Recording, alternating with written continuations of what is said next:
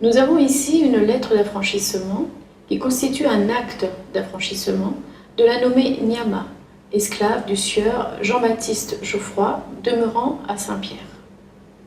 C'est un acte qui date du 23 août 1755. C'est un parchemin avec à sa gauche un sceau de cire rouge. Cette lettre d'affranchissement dit ceci. Louis, par la grâce de Dieu, roi de France et de Navarre, à tous présents, salut.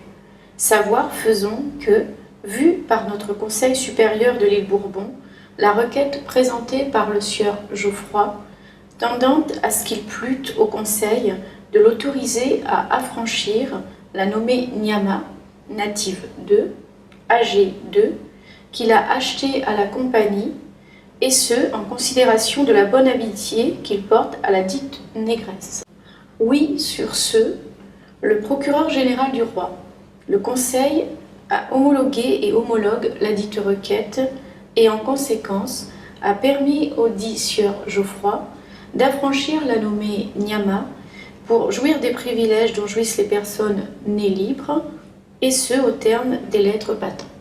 Nyama rejoint donc en 1753 le groupe des libres. Elle jouit désormais des droits, privilèges et immunités comme tous les libres. L'affranchissement est une procédure juridique d'acquisition de la liberté.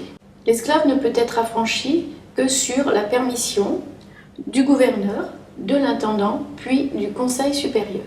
Il est donc accordé avec parcimonie, le plus souvent par la volonté du maître, en considération des bons services rendus et des preuves de fidélité ou de loyauté.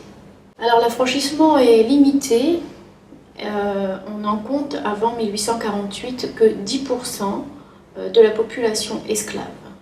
Moins d'un mois après l'affranchissement, Nyama donne naissance à un garçon dont le père est vraisemblablement son ancien maître.